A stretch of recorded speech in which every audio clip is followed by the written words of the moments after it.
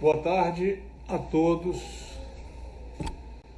Nós estamos iniciando a nossa live nessa data tão significativa, tão importante, em que se comemora a saúde da mulher. Hoje é o Dia Internacional de Luta pela Saúde Feminina. E agradeço ao Grupo CAN por nos proporcionar fazer uma live numa data tão importante. E nós abordaremos aspectos, orientações no que diz respeito à saúde feminina, principalmente no cenário que nós estamos vivendo. Nós estamos vivendo um cenário de pandemia, uma situação absolutamente inusitada, inesperada, imprevisível, indefinida e que está levando as pessoas a uma situação realmente que ninguém nunca imaginou viver. Uma coisa de dimensão planetária que tem como carro-chefe, digamos assim, a infecção respiratória por coronavírus. Só que nós temos uma situação em que o coronavírus, apesar de ser o astro da questão, mas as outras patologias, as outras doenças estão aí, não deixaram de acontecer. E nós precisamos continuar os nossos cuidados, a nossa prevenção, para que as consequências lá adiante, na situação pós-pandemia, não venham a ser desastrosas. Nós vamos ter 3 participantes, além de mim, na nossa live, que são eu, esqueci de me apresentar, obviamente, eu sou Roberto Kepler Amaral, mastologista do Grupo CAN, um dos coordenadores do Núcleo de Mastologia. Também comigo estará o Dr. Ayrton, ginecologista da Clínica CAN, diretor clínico da Clínica CAN, que vai discorrer sobre a parte de ginecologia.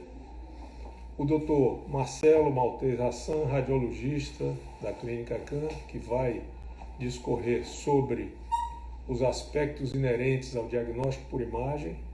E a doutora Adriana Maltez Hassan, oncologista da CLION, também do Grupo CAN, que irá falar sobre os aspectos dos tratamentos específicos de câncer no cenário da pandemia.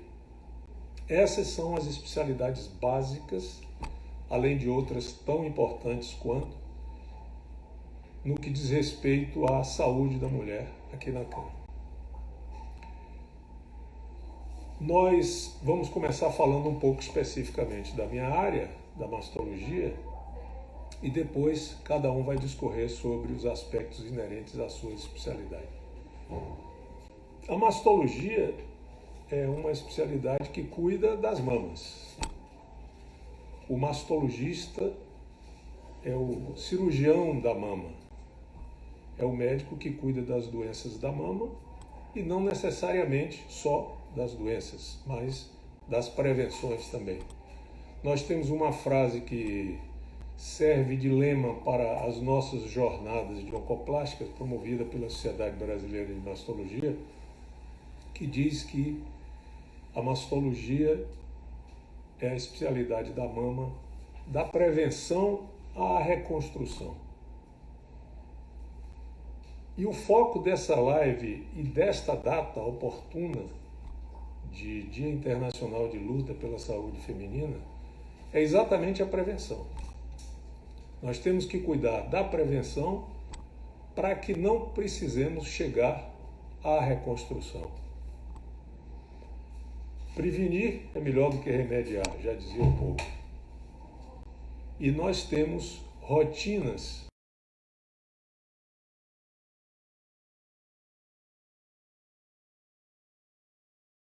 consultas periódicas que, quando acontece uma situação que gera uma interrupção dessa rotina, isso pode impactar seriamente lá adiante, porque, como eu disse, as outras patologias não param para esperar o coronavírus desaparecer. O câncer continua aí, as doenças cardiovasculares continuam aí, as doenças neuropsiquiátricas continuam aí, e algumas até aumentando em função da situação de confinamento, de isolamento e de algum pânico até e insegurança que a população vive. E em função disso, muitas pessoas, muitas pacientes se retraem e deixam de fazer os seus exames. Obviamente que a nossa orientação no sentido de que isso não deva acontecer, de que a paciente deva continuar fazendo os seus exames periódicos,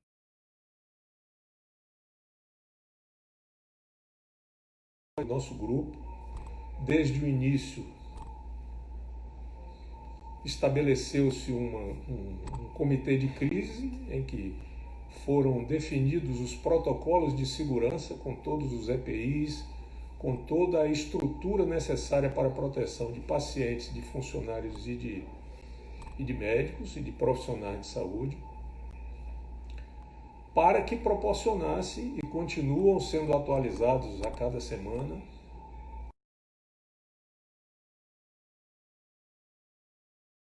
não deixarem de fazer seus exames. Para vocês terem a previsão de incidência de câncer de mama para o ano de 2020, é uma estimativa de mais de 66 mil casos novos de câncer de mama. Isso é uma coisa que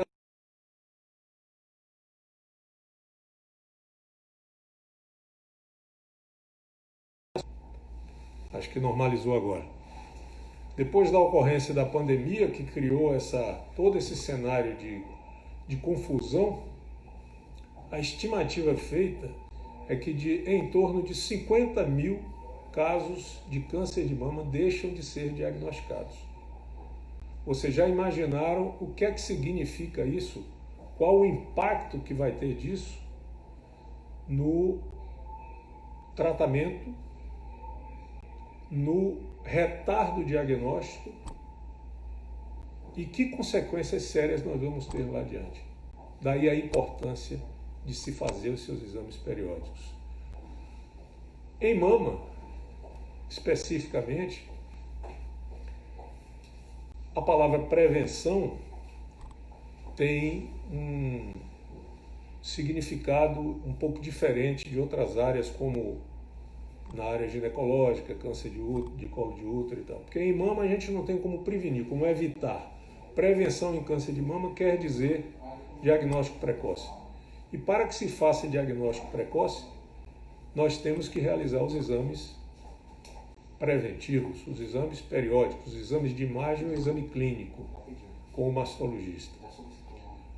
Em torno de 70% dos casos de câncer de mama no Brasil, a gente ainda diagnostica em torno de 70% nos estádios avançados. Então, eu gostaria de deixar esse chamamento, reforçando mais uma vez a necessidade da realização dos exames preventivos, dos exames periódicos, com toda a segurança da estrutura que foi montada para que as pacientes venham e façam seus exames. Isso é fundamental para que nós consigamos diminuir ao máximo o impacto na situação de diagnóstico e de tratamento do câncer de mama no pós-pandemia. Nós vamos passar agora para o Dr. Ayrton Ribeiro, que vai falar sobre os aspectos da ginecologia. Aqui.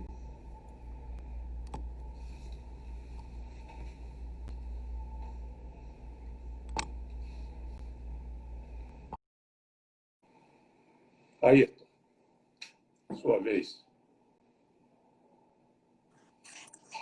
Boa noite, Roberto. Boa noite a todos que estão aí nos ouvindo. Obrigado pelo convite. Nessa live hoje aqui especial, no dia comemorativo, né, de ações pela saúde da mulher, né, que é um dia muito especial e um dia que comemoramos também os cuidados com relação à prevenção da mortalidade materna. Hoje essa live é uma live diferente, falaremos nós quatro aqui e cada vez mais no dia de luta pela saúde da mulher deve ser lembrado não só como um momento de reflexão, mas também como um dia de prevenção, não é? E um dia de promoção de ações efetivas com o objetivo de melhora da qualidade de vida, e isso começa por uma saúde plena, não é? Nós temos que buscar para as mulheres uma saúde plena. Em 1975, Ano da Mulher na ONU, foi instituído o Dia Internacional da Mulher, que é o dia 8/3. Ainda brinquei com Stephanie no instante, na entrevista na Rádio Metrópole, eu que sou de 9/3, quase que sou do Dia Internacional da Mulher, né? Talvez isso seja uma das coisas que estou aqui trabalhando com mulheres. Em 1977, também na ONU, foram estabelecidos os direitos da mulher. E nessa ocasião foi criado o Dia Internacional de Saúde da Mulher e o Dia de Redução da Mortalidade Materna, que aqui no Brasil celebramos hoje, no dia 28/5, estamos fazendo essa live especial para chamar também a atenção com relação a isso. Esse dia tem como objetivo conscientizar a sociedade sobre os diversos problemas de saúde e distúrbios comuns à vida da mulher. Nesse dia temos ações por todo o planeta, como estamos fazendo aqui a nossa, para chamar a atenção. Falo isso novamente, que estamos aqui chamando a atenção para essa saúde global da saúde da mulher e a prevenção da mortalidade materna, que ainda é muito alta no mundo inteiro. Oferecer atenção adequada em momento oportuno é a chave para o sucesso quando falamos de saúde. Então, o momento de agir, a hora de agir e agir de forma adequada. Isso é o que nós queremos e fazemos aqui no nosso serviço. Sabemos que os sistemas de saúde que centralizam suas ações e seus cuidados na atenção primária, onde a prevenção é primordial, tem melhores resultados. Muitas vezes a mulher, em prol da sua família, sacrifica a sua saúde. Por vezes, com um ritmo frenético de vida, casa, novamente, trabalho novamente, o que a gente chama aí de dupla ou tripla jornada de trabalho, além dos cuidados com o filho, com o marido, acabam negligenciando a sua própria saúde. Ainda dentro desse contexto, e sem sair do tema, chama a atenção para as mulheres que querem engravidar ou que estão grávidas. A gravidez deve ser planejada e, para isso, a mulher tem que estar com sua saúde plena. A gravidez não planejada ou mal planejada, seguida de um pré-natal mal feito, pode ter um desfecho muito ruim, com o aumento da morbimortalidade materna. Por fim, não devemos esquecer de falar no pós-parto, que é o período da vida da mulher que nós chamamos de puerpério. E nesse período temos patologias específicas e não devemos negligenciá-las. Não devemos negligenciar essas patologias específicas do puerpério. Ainda falando de saúde da mulher, a saúde de uma forma não só na ausência da doença, porque pela definição de saúde não é só ausência de doença, devemos lembrar da saúde mental e, neste momento, enfatizo para a violência contra a mulher, tanto física quanto psicológica, que pode ocorrer tanto em casa quanto no ambiente de trabalho. Então, esse é um tema muito importante, a violência contra a mulher, seja ela psicológica ou física, e a violência contra a mulher, quando identificada em ambiente de saúde, deve ser notificada compulsoriamente. Tem CID específico para isso, e a Lei 10.788 ampara essa notificação. Dito isso, ressalto que, mesmo com todos esses problemas, a expectativa de vida da mulher é maior do que a do homem. A mulher tem uma expectativa de vida de 79,4 anos, enquanto o homem tem uma expectativa de vida de 72,5 anos. As principais causas de mortes de mulheres são o acidente vascular cerebral, o famoso derrame, e o infarto agudo do miocárdio. E a segunda maior causa são os cânceres. Enquanto a maior causa de mortalidade materna são as doenças hipertensivas e as hemorragias. Bom, dito isso, fico à disposição de vocês agora para a gente fazer o nosso bate-papo.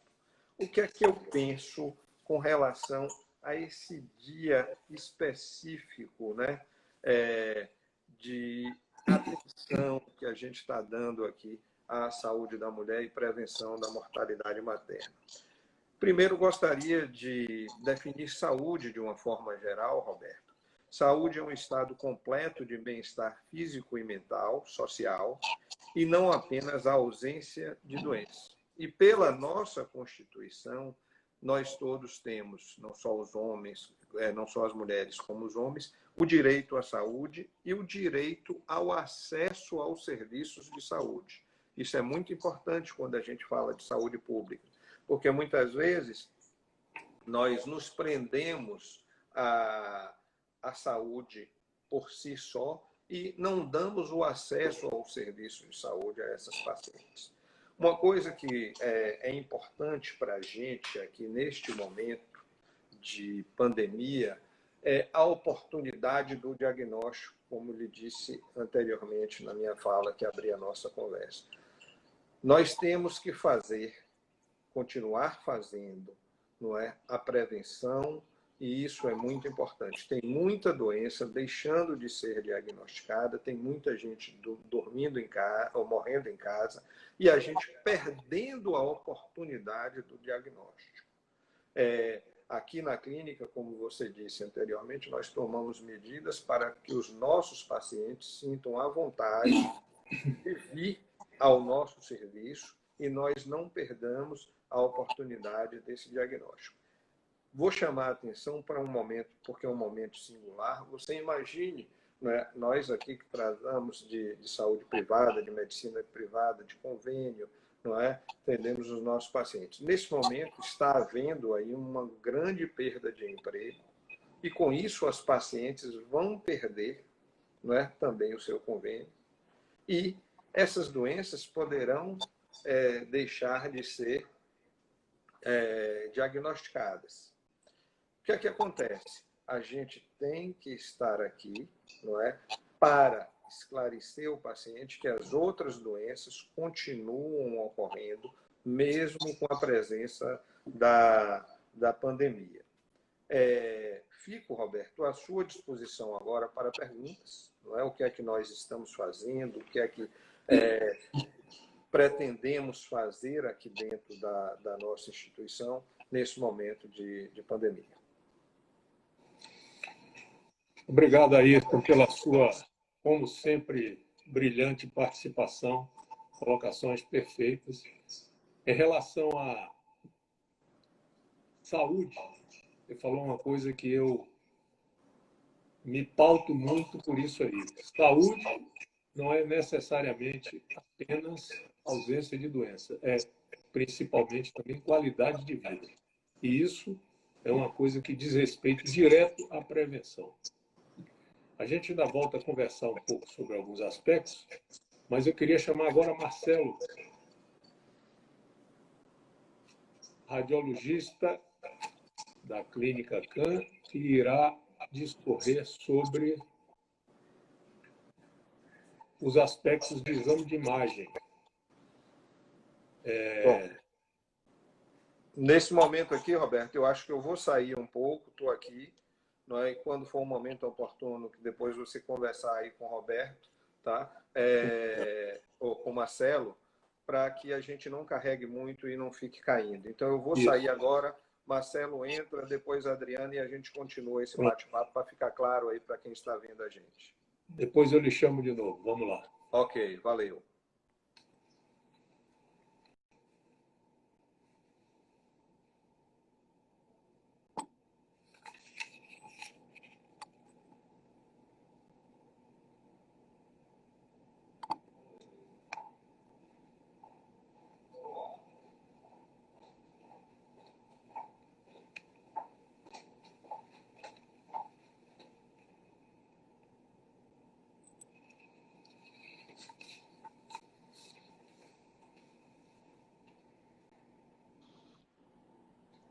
Eu tô sem mão. Oi, Olá, Marcelo. Tudo bem? tudo bem? Tudo tranquilo. Tá me ouvindo Estamos bem? aqui estamos aqui na nossa live e chegou a sua vez de falar para nós, de dar as suas orientações em relação ao diagnóstico por imagem, que a gente sabe que é um dos pilares do diagnóstico preventivo, uma vez que a tecnologia nos favorece hoje a diagnosticar lesões infinitamente pequenas e esse é o nosso grande objetivo. Diagnóstico precoce é a grande arma que a gente tem. Fale aí como é que está a situação do acesso à mamografia, ultrassom, ressonância e você vai discorrer sobre isso aí para orientar todo mundo. Perfeito. Boa noite a todos os participantes. Primeiramente, eu gostaria de agradecer o convite especial a Dr. Kepler, parabenizar o Grupo CAN pela iniciativa das promoções dessas lives. Eu tenho acompanhado e os temas são sempre de extrema relevância diante desse contexto que a gente vive, né? Então, informação hoje, eu costumo dizer que vale ouro, né? Informação bem dada. Então, hoje em dia, a gente está sendo bombardeado de informações, seja por redes sociais, correntes de Instagram e internet, e a gente, às vezes, não sabe filtrar o que realmente é importante. A gente tem uma dificuldade hoje muito grande dentro desse contexto de separar riscos de incertezas, e isso vai muito além do curso dessa pandemia que nós estamos vivendo, né? Então, hoje aqui, doutor Kepler, meu principal objetivo é mais no sentido mesmo de encorajar todas essas pessoas, né, principalmente as pacientes, que porventura estejam em casa nesse momento, se perguntando quando deve fazer o exame ou se deve fazer o exame, se adia mais fazer os exames ou não, né? Então, de antemão, gostaria de enfatizar todas as medidas bioprotetivas que o Grupo CAN adotou desde o começo, né? No começo, realmente foi muito difícil pela dificuldade em conseguir os insumos, mas hoje o grupo está muito bem preparado. A gente tem todo um protocolo com uma espécie de barreira sanitária, onde a gente é capaz de monitorar e fazer uma triagem desses pacientes desde a marcação que realmente merecem fazer o exame e os exames de imagem ou eventualmente apresente algum sintoma. A gente tem todo o staff hoje com equipamentos de proteção individual, protocolos de higienização extremamente rigorosos no intervalo entre os exames. Então, isso tudo é no sentido de proteger as nossas pacientes e minimizar o risco de contaminação. Uma coisa que é muito interessante também a gente falar aqui é que as unidades diagnósticas do grupo, elas são completamente dissociadas dos ambientes hospitalares, né? Então, o risco de contaminação realmente é muito baixo. E hoje vim aqui falar nesse Dia Internacional de Promoção de Saúde da Mulher, sobre radiologia. É muito interessante e é um tema extremamente vasto pela aplicação da radiologia na medicina diagnóstica no contexto de saúde da mulher, né? Então, só para a gente contextualizar aqui, é bom a gente ressaltar que todo esse processo evolutivo na linha do tempo, né, que fez com que a perspectiva de vida das pessoas aumentasse, e principalmente nos países desenvolvidos, passa pelo avanço de todas as áreas da medicina, né?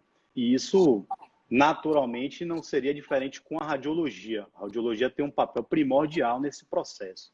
Então, os avanços tecnológicos, o surgimento de novos exames de imagem, o incremento de tecnologias dentro desses exames que já eram realizados anteriormente, permitiu com que as doenças fossem detectadas de forma mais precoce, né, nos casos, inclusive, de lesões minimamente invasivas, principalmente no campo oncológico, né?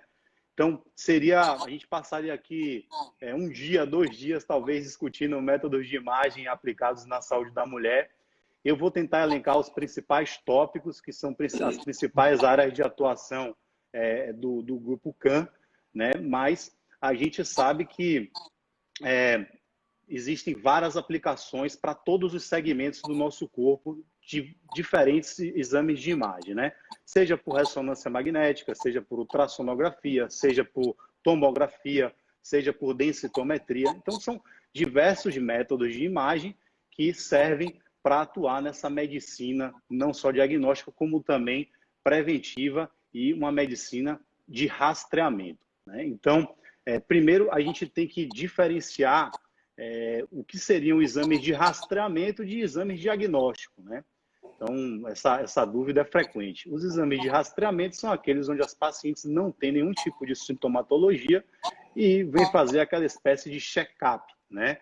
Então, diferente daquelas pacientes que são sintomáticas e aí vem fazer os exames diagnósticos, né? Aquela paciente que chega para Dr. Kepler, por exemplo, com um nódulo palpável na mama, aquela paciente que apresentou um sangramento e foi para Dr. Ayrton. Então, é interessante que a gente faça essa diferenciação. E aí, nesse contexto já de rastreamento diagnóstico, eu já enumero aqui a mamografia e seu papel primordial, né, inclusive não só a mamografia digital, aliado também à ressonância e a ultrassonografia, como elas impactaram de forma importante na redução da mortalidade, por exemplo, do câncer de mama, né? Então, hoje, o Colégio Brasileiro de Radiologia, junto com a FEBRASGO e a Sociedade Brasileira de Mastologia, preconizam que essa mamografia deva ser realizada anualmente na população em geral, a partir dos 40 anos, né? E, preferencialmente, sempre conjugada ou não com a ressonância, a depender do risco de desenvolvimento de câncer dessa paciente, né? Mas, claro que essa estratificação do risco, ela deve ser muito bem mensurada pelo médico assistente, que vai direcionar da melhor forma esses exames, né? Então, além de estendendo mais ainda sobre outros métodos de diagnóstico por imagem, que também interferem aí na promoção de saúde da mulher, a gente sabe que ultrassonografia e ressonância magnética tem uma atuação extremamente extensa dentro da ginecologia, dentro da avaliação das patologias uterinas, das patologias ovarianas, na parte como o doutor Ayrton mesmo falou em relação à parte de gestação, né? Então, observe que essa aplicação da radiologia ela é extremamente vasta, né? E é interessante que à medida que os métodos vão avançando, a gente vai detectando lesões cada vez mais precoce e isso muda muito a maneira como você vai tratar essas pacientes, né? Então, como mastologista, você bem conhece, esse é seu dia a dia, o tempo é muito precioso e quanto mais cedo, maior a sobrevida que essas pacientes vão ter, né? Então, observe que como a radiologia contribuiu positivamente para aumentar a perspectiva de vida e sobrevida em caso de algumas doenças, né?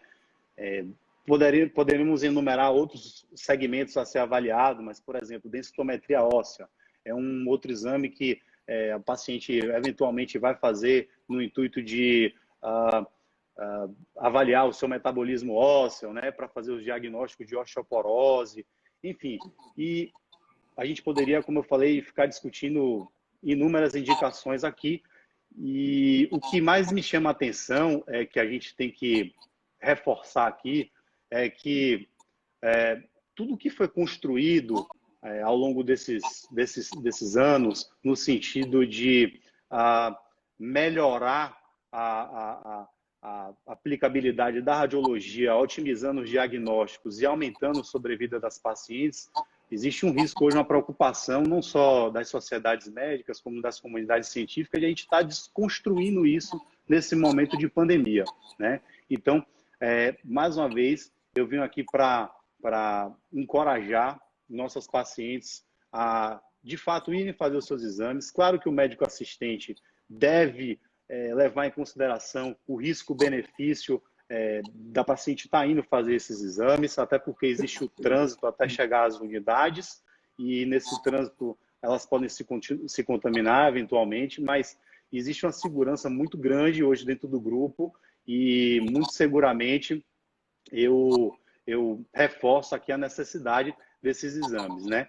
Então, aqui fica a minha mensagem, estou à disposição em qualquer tipo de dúvida relacionada aos métodos de diagnóstico, e é um prazer muito grande poder fazer parte aqui desse bate-papo com vocês.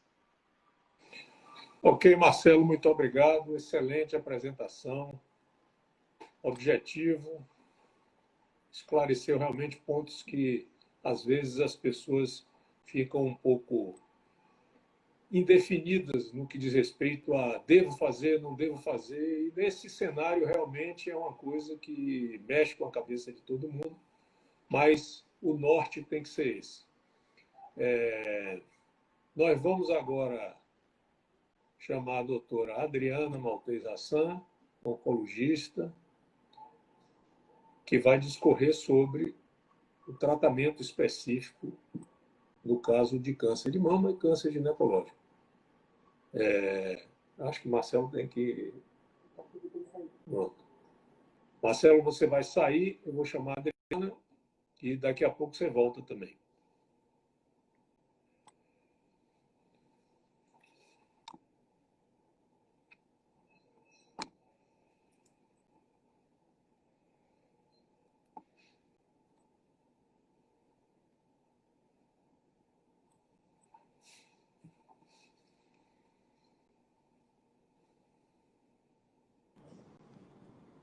Olá, Adriana, boa tarde. Tudo bem? Tudo bom, Kepler? Estou lhe vendo bem. Você está me vendo bem aí? Tô ótimo. Agora tá ótimo. Olha, deixa eu fazer uma observação aqui que é pertinente. Num ambiente onde tem 3 homens e uma mulher, a mulher teria prioridade de começar tudo, né? Exatamente. Como manda a boa etiqueta. Exatamente. A questão aí foi só a logística, porque a sua especialidade já é a coisa já definida e específica. Então, é obrigação minha fazer essa observação. Isso mesmo. Boa noite a todo mundo, todos os participantes. Queria agradecer, Kepler, você pela confiança da live. E ficou difícil para mim agora, né? Depois de 3 monstros falando, para mim não restou muita coisa. Mas vamos lá. Marcelo foi perfeito nas ponderações em relação às informações errôneas que nós temos hoje em dia, principalmente com acesso da internet, da rede de comunicações, tudo muito rápido. E aí, a gente tem que ponderar realmente como é que a gente vai conduzir essa situação na pandemia. Vamos lá, vou resolver nossa situação. Fizemos o diagnóstico de câncer de mama. Depois de passar para o doutor Ayrton, doutor Roberto, doutor Marcelo, chegou na oncologia. E aí? A oncologia é um bicho de 7 cabeças ainda. Ainda existe muito preconceito na oncologia. E nós, médicos, mediante essa situação que a gente vive, dessa pandemia mundial, a gente começou a ficar num território meio de incertezas, grandes incertezas, principalmente pelas nossas pacientes serem imunossuprimidas, né? Então, as tomadas de decisões na parte da oncologia relacionada aos tratamentos, primeiro deveria ser de equipe multidisciplinar, né? Tendo em vista o mastologista, o oncologista, o radio-oncologista, que nos guiariam em relação a esse tratamento. Segundo, a Sociedade Brasileira de Oncologia tomou algumas posições em relação a essa situação, né? Inclusive para proteger as pacientes de se expor ao risco de contaminação. O que acontece? É preconizado que lesões de baixo grau, de bom prognóstico e lesões minimamente invasivas, que a gente consiga postergar as cirurgias. Os tumores de alto grau, os tumores que deveriam começar com quimioterapia inicialmente, pela proteção dos pacientes, nós estamos começando com hormonioterapia. Exatamente para evitar o risco de infecções repetitivas, o risco de neutropenias e descontrole mediante essa situação. Vale ressaltar também que todas as pacientes com qualquer tipo de câncer, eles não podem parar o tratamento durante esse período. Então, a gente tem recebido muito no grupo questionamentos, no grupo CAN, questionamentos, e aí eu vou fazer a revisão da consulta, vou tomar meu remédio, não tomo, vou fazer o medicamento. Pacientes em tratamento quimioterápico devem manter o tratamento, independente da situação que a gente se encontra, que é o Covid. Como foi retratado anteriormente pelo Kepler e pelo Marcelo, a gente tem essa situação de que a gente deixou de diagnosticar muitas doenças por conta do Covid, né? Aquela propaganda de fique em casa, os próprios pacientes estão com medo de ir às unidades para poder fazer os controles. E isso agrava bastante, porque hoje a gente sabe que 50 mil novos casos de câncer deixaram de ser diagnosticados durante esse período. Por quê? Porque os hospitais, as clínicas e as pessoas que fazem os diagnósticos estão deixando de atender para atender a parte emergencial de Covid hoje. Então, mais uma vez, junto com o Marcelo, eu quero encorajar as pacientes sintomáticas a procurarem, sim, todo o aparato médico, clínico e de exames de imagem para vocês manterem o controle. Os pacientes oncológicos devem manter o controle, não pode falar, olha, aconteceu alguma coisa, liga para o médico, tira essas dúvidas, questiona ele se realmente, porque a gente tem tido uma falência nessa parte do tratamento, né? E, mediante essa situação, a gente não pode deixar com que nossas pacientes se agravem e cheguem para a gente com um diagnóstico avançado, certo? Outra coisa também que a gente tem falado bastante é as pacientes com diagnósticos de câncer de mama e câncer de colo do útero, que a gente está falando de mama de um modo geral, de mulher, desculpa, de um modo geral, que são os 2 tumores que mais acomete.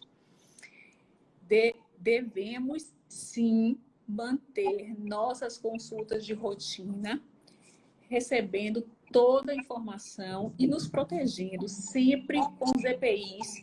E esse álcool em gel, lavar a mão, máscara, protetor facial, entre outras coisas. O câncer de mama, hoje, no Brasil, aliás, não é nem no Brasil, mas assim,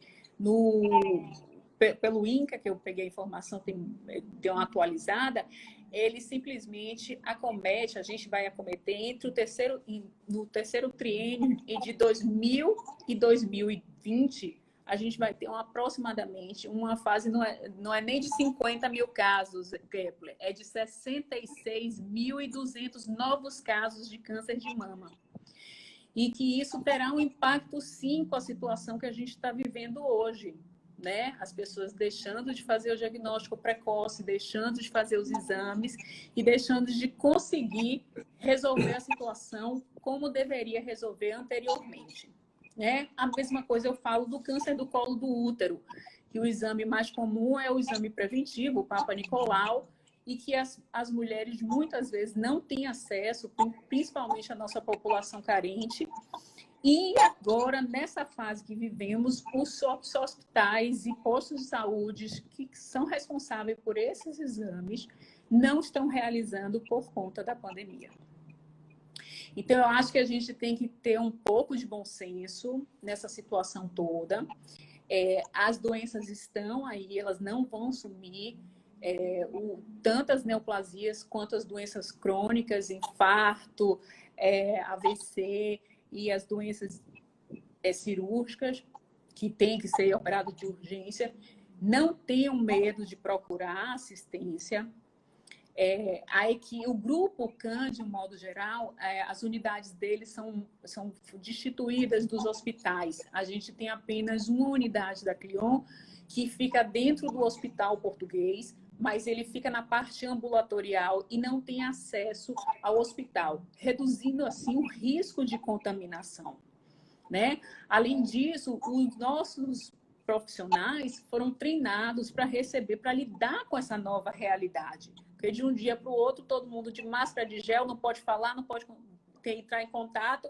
E aí a gente teve uma situação louca que a gente começou a viver nesse período, que ninguém sabe o que é que vai acontecer, ninguém sabe quando vai terminar, e a gente não pode adiar muito as coisas que a gente pode fazer e resolver antes disso.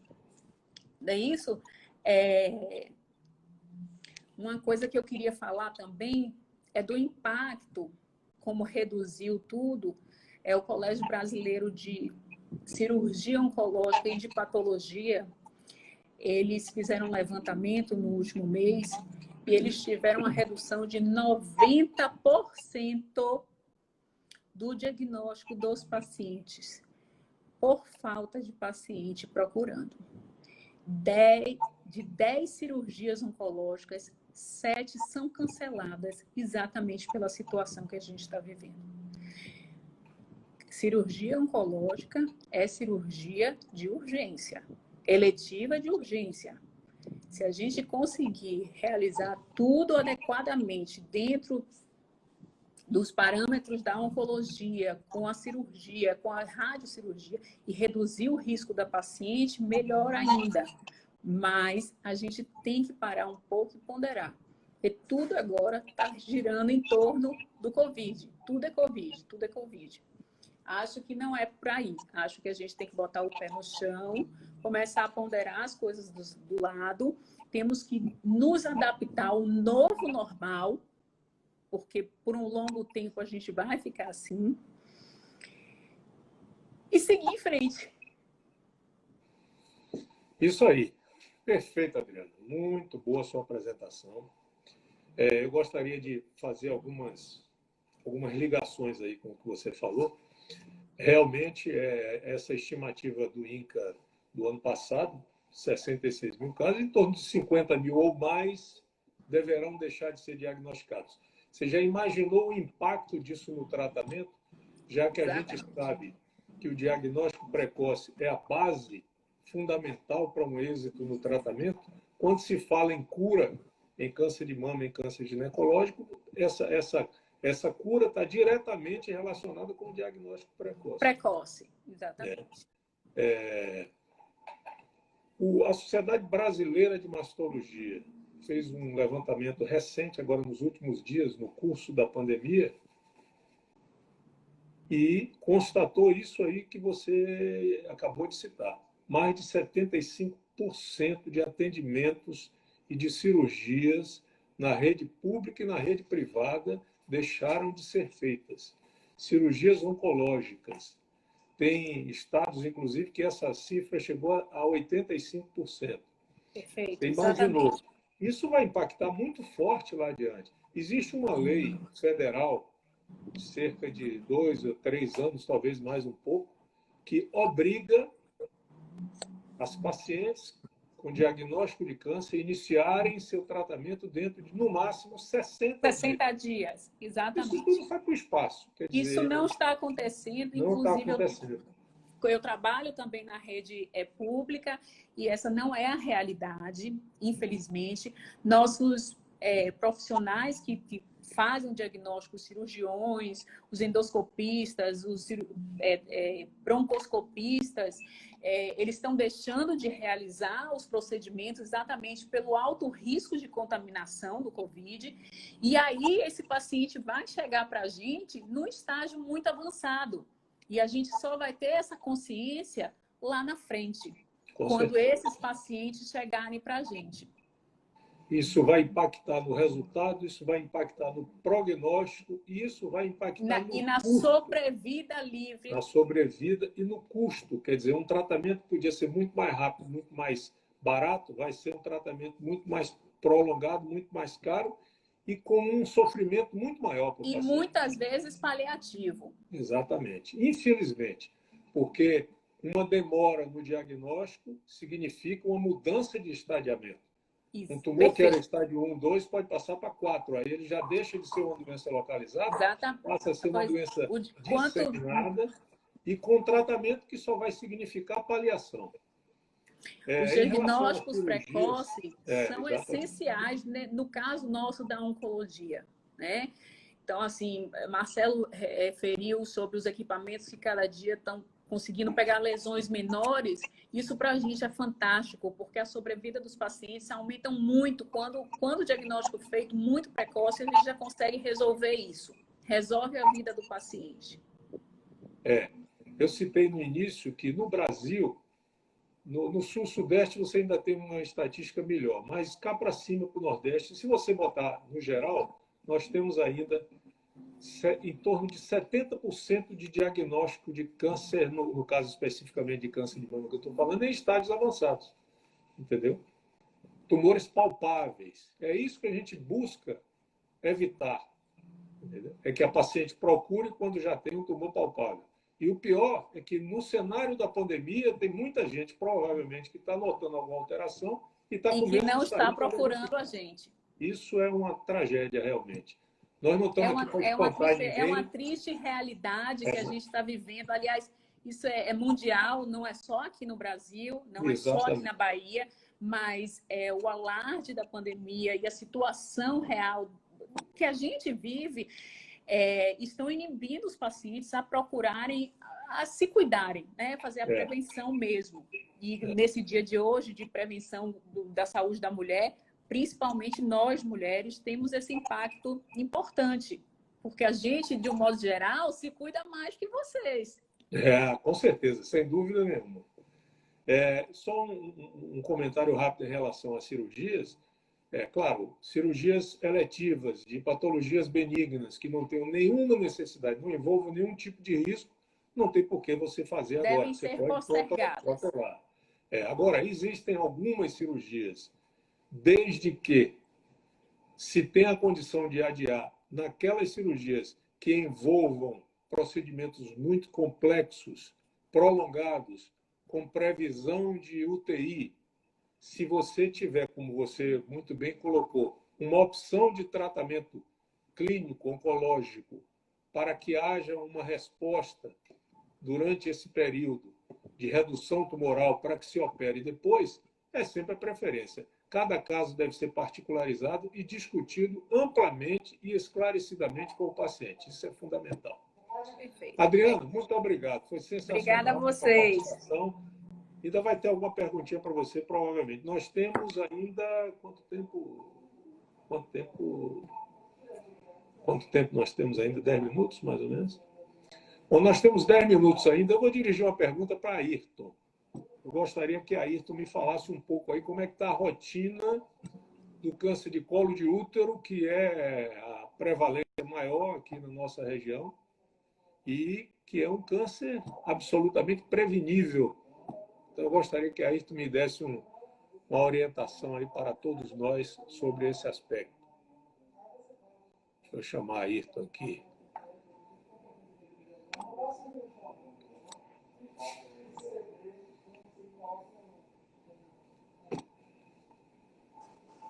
Roberto, tudo bem? Com você, a bola. Tá joia. Primeiro, aproveitar a oportunidade, eu vou falar uma coisinha antes de responder a questão do câncer do colo do útero, que são as consultas do pré-natal. Né? Como hoje também é um dia de prevenção da mortalidade materna, né? A gente tem que chamar a atenção às nossas pacientes e as que não são nossas também, que as consultas de pré-natal devem continuar normalmente, não é? E temos que chamar a atenção também com relação à assistência ao parto, não é? Porque sabemos que há muita morte depois do parto e durante o parto. Então, hoje é o dia de prevenção da mortalidade materna também. É importante que durante esse período de pandemia as pacientes continuem frequentando o seu pré-natal normalmente e que os serviços de saúde pública estejam dando a essas pacientes uma boa atenção com relação ao parto, para que a gente evite um insucesso e um desfecho ruim com relação a isso. Digo que um pré-natal bem feito geralmente termina num parto, num resultado bom. E quando a gente tem um pré-natal mal feito ou um pré-natal não feito, porque isso ainda é comum na saúde pública, o desfecho pode ser um desfecho muito ruim. Com relação a câncer do colo do útero, Roberto, foi a pergunta específica, e hoje é um dia que nós estamos aqui na luta pela saúde da mulher, não é? Gostaria de diferenciar um pouquinho de prevenção de promoção de saúde. Quando a gente fala de prevenção, a gente busca pura e exclusivamente evitar uma doença. E a promoção de saúde é um processo contínuo, que não é só a falta da doença, né? A falta da doença não é pura e simplesmente suficiente. Então, a gente quer condição de moradia, água na porta, água limpa, esgotamento sanitário, uma boa educação, lazer, que é uma coisa extremamente importante, que isso faz parte da saúde de uma forma global, e acesso aos serviços de saúde, como disse anteriormente. Com relação a câncer do colo do útero, essa é uma doença que a gente pode ter uma prevenção primária, não é que é a vacina. Então, a paciente toma a vacina, ela vai evitar que ela tenha doenças graves. A gente, se ela tiver lesões pré-malignas, não é que a gente chama lesões de baixo e de alto grau, essas pacientes podem ser tratadas para que essas lesões não evoluam. E se essa paciente tiver um câncer do colo do útero, ela pode ser tratada inicialmente, que é um dos objetivos também quando a gente fala na promoção da saúde, é não deixar a paciente sequelada e deixar a paciente, por exemplo, se a gente pega uma lesão de baixo ou de alto grau e faz um CARF, que é um procedimento feito geralmente a nível ambulatorial, ela vai continuar com o útero dela e pode continuar engravidando.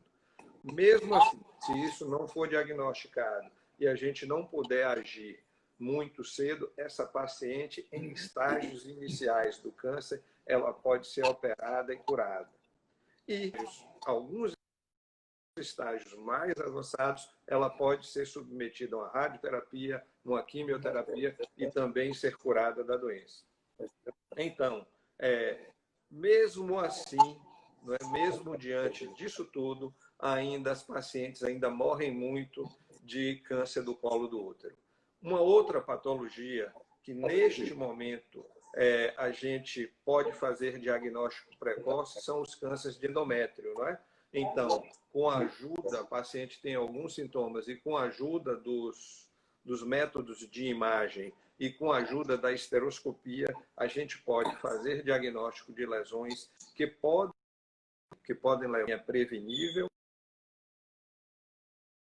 e as pacientes que têm estágios iniciais de câncer de endométrio podem ser tratadas e ter uma condição de vida muito boa. Então, volto a agradecer aqui em nome do Grupo CAN, como diretor médico da casa, a confiança de vocês, a confiança de todos, e falar para os nossos pacientes que nós estamos aqui, se eles acharem que devam e devem vir, porque as doenças continuam acontecendo. Nós estamos aqui com toda a segurança para atendê-los. Então, Roberto, muito obrigado. Um abraço, Marcelo e Adriana. Foi bom estar com vocês, brincar com vocês. É sempre bom a gente estar aqui nessa discussão, nesse momento bacana, né? Nessa família, nesse ambiente amistoso de trabalho que nós temos aqui dentro da clínica. Muito obrigado. Obrigado, Ayrton. Excelente participação, viu? Muito bom mesmo, muito bom mesmo. É fundamental. Isso aí a gente tem que enfrentar a pandemia com esse tipo de providência, de evento, de fortalecimento da confiança das pessoas. Não é o fim do mundo, isso vai passar e nós temos que usar as melhores estratégias para enfrentar isso aí e minimizar as consequências. Adriana, vou chamar primeiro você agora para as considerações finais. Nós estamos com pouco tempo. Qualquer coisa, se derrubar, você volta.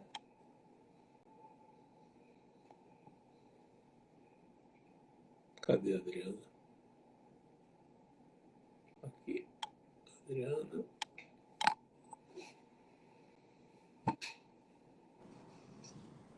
Pronto, Adriana. Considerações finais, despedidas. Despedida. Vamos lá. Já foi dito tudo, mas vale reforçar que sempre o diagnóstico precoce salva vidas, né? Então, vamos tentar buscar isso o mais precoce possível. E obrigada ao Grupo CAN, Dr. Roberto e Dr. Ayrton, Marcelo também, pela live maravilhosa. Muito obrigado, Adriana. Participação maravilhosa sua. Obrigado por dispor aí do seu tempo. Eu sei que você está trabalhando aí na Crion para nos dar esse prazer. Muito prestígio, ainda estou de plantão. Palmas para você. Obrigado, viu? Tchau.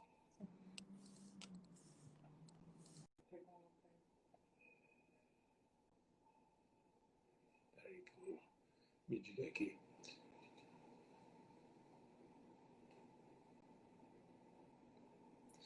Nós temos uma pergunta aqui de uma participante, um ouvinte, perguntando se ela não está sentindo nada, se deve fazer a mamografia, a ultrassom. Seria um exame só de rastreamento, obviamente.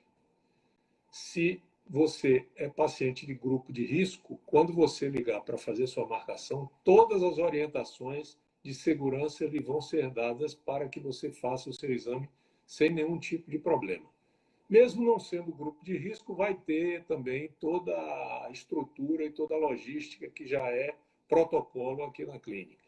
Se for grupo de risco, esse cuidado é redobrado. Então, não tem nenhum problema você fazer seus exames. Vamos a Marcelo agora. Marcelo, considerações finais. Vou lhe chamar aqui.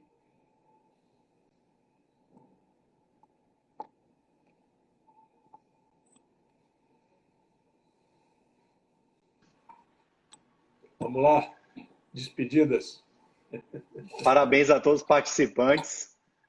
Muito interessante essa integração entre as diferentes áreas, essa abordagem. Eu acho que foi tudo muito esclarecedor e assim serão as próximas lives do grupo, espero eu. E mais uma vez, levantar e reforçar todo esse discurso que vocês já anteciparam, no sentido de encorajar nossos pacientes aí. O grupo está preparado. Os pacientes devem sim ir fazer seus exames no sentido de rastrear essas doenças de forma precoce e melhorar o seu tratamento no eventual aparecimento dessas lesões, seja na mama, seja útero, ovário, seja qual for o segmento do corpo. O cuidado que a gente tem com a saúde passa sempre pela radiologia e não deixe de fazer seus exames. Obrigado ao Grupo CAN, obrigado aos participantes, foi um prazer. Obrigado, Marcelo. Participação excelente. Muito obrigado mesmo.